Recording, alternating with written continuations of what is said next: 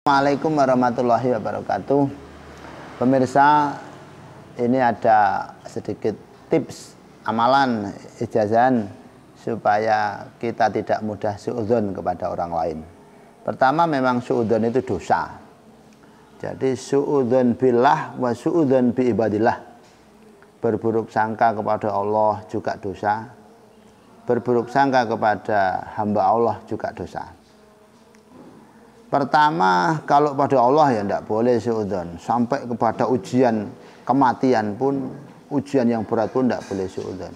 Tetap kata hikam, orang yang masih merasa putus rahmat Allah berarti saking kerdilnya, saking sempitnya pandangan kemakrifatannya. Allah tidak punya sifat jelek, semuanya yang diberikan Allah pasti baik.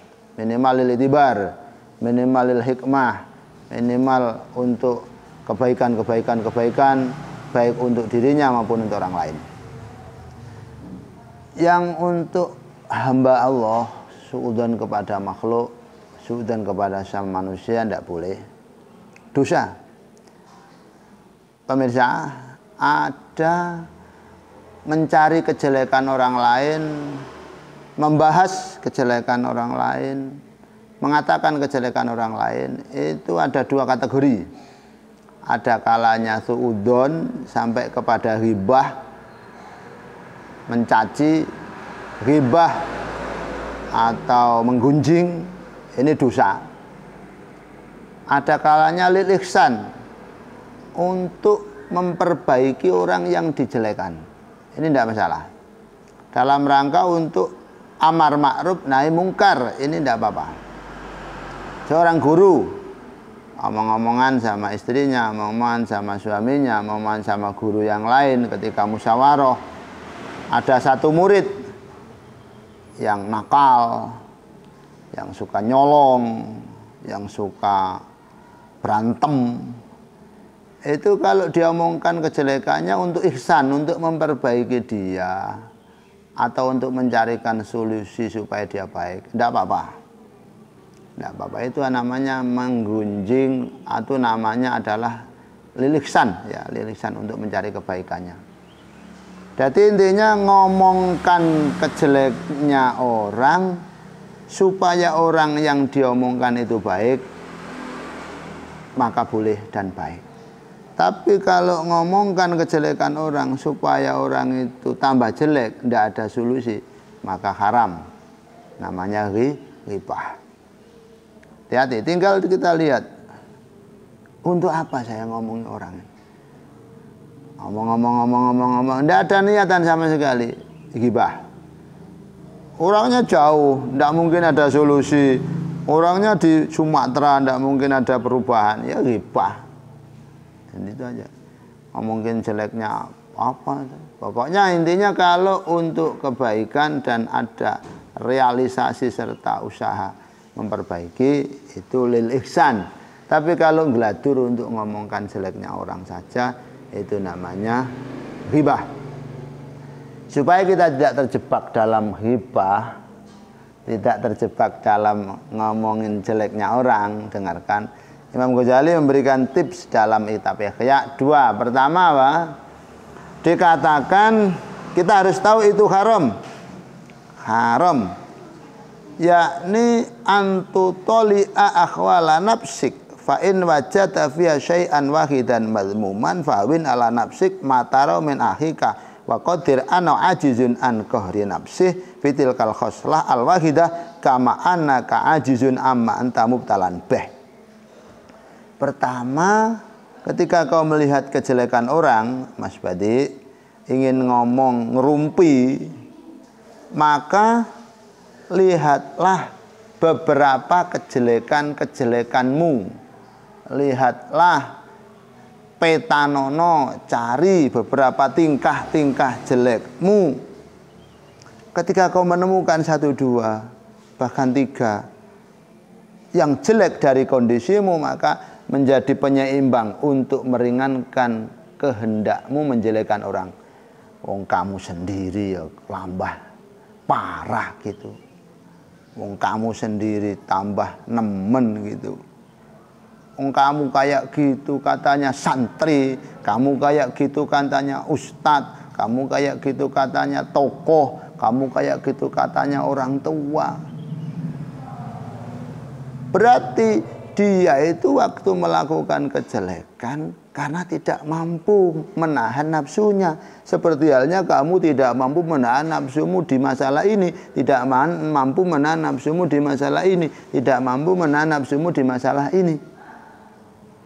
Walau kamu yang santri aja kayak gitu, apalagi dia. Lebih baikkan dia daripada kamu, lebih jelek dirimu daripada dia. Akhirnya ada penyeimbang yang lebih berat diri kita. Kita tidak ribet ngurusi jeleknya orang, kita tidak ribet ngurusi salahnya orang, kita akan habis ngurusi kejelekan dan kesalahan kita. Enak tau. Jadi gini, kebaikan dan kejelekan orang itu bukan pada orang lain, pada diri kita. Bagaimana kita melihat. Kalau kita itu mau melihat kejelekan orang, maka kita jelek sendiri. Tapi kalau kita mau baik, maka kita cari kebaikan orang. Yang kedua, dijelaskan oleh Imam Ghazali, anaka talaum annaka law talabta munazzahan min kulli ghaibin i'tazal tanil khaliqa annahu kafatan walan tajya man tusahibu aslan fama min ahadin minas illa walau mahasin wa masawin fa idza ghalabat al mahasin al masawi fa wal ghaya al muntaha fal mu'min al karim abadan yukhdiru fi nafsih mahasin akhih litamba'isa min qalbi at-tawqir wa tawadud wal ihtiram. Apik ya. Yang kedua, tancapkan dalam hatimu. Ketika kau mau mencari orang yang tanpa jelek, ketika kau ingin menemukan orang tanpa salah, maka kau harus meninggalkan manusia seluruhnya. Karena tidak ada orang yang tidak punya salah. Tidak ada orang yang tidak punya kejelekan. Ya hidup kau di hutan saja. Karena apa? Orang yang baik itu orang yang banyak kebaikannya dan banyak melihat kebaikan orang lain.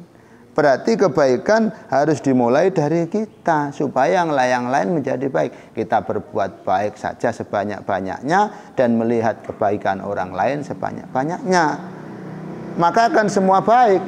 Jadi kejelekan itu juga dari kita. Kalau kita banyak melihat kejelekan orang lain, maka kita menjadi jelek, orang lain juga akan kelihatan jelek. Itu tips untuk tidak sudah. Kalau kita mau mencari orang baik totalitas 100%, ya tidak menemukan, ya hidup di hutan sana, karena kita tidak bisa berkumpul manusia. Jadi seseorang itu pasti ada baiknya, ada jeleknya. Lah orang yang baik itu orang yang banyak kebaikannya, sedangkan orang yang iman dan baik itu yang banyak melihat kebaikan orang lain. Berarti munculkan semua dari kita bahwa kita itu baik, maka perbanyak kebaikan dan banyak melihat kebaikan orang lain, maka semuanya akan beres. Di samping itu terakhir banyak berdoa, Allahumma ya hayyu ya qayyum bi rahmatika astaghits aslih li sya'ni kullahu wa la takilni ila nafsi tarfatin. Atau banyak berzikir apapun supaya apa? Kita bisa penuh hati kita dengan zikir sehingga tidak banyak melihat kejelekan orang lain, banyak melihat kebaikan orang lain. Insya Allah hati kita akan tenang, hati kita akan damai. Terakhir pesan guru saya, kita akan menjadi orang istimewa di hadapan orang yang mencintai kita. Kita akan menjadi orang baik di hadapan orang yang senang kita. Kita akan menjadi orang yang menjengkelkan di hadapan orang yang benci pada kita. Kita akan menjadi orang yang jahat di hadapan orang yang iri kepada kita. Satu orang akan menjadi berbagai macam pandangan, karena pandangan orang bermacam-macam. Berarti tidak usah ngurusi pandangan orang, tidak usah ngurusi kata orang. Kita berusaha baik di pandangan Allah saja, maka kita akan bahagia. Sekian, mudah-mudahan manfaat. Assalamualaikum warahmatullahi wabarakatuh.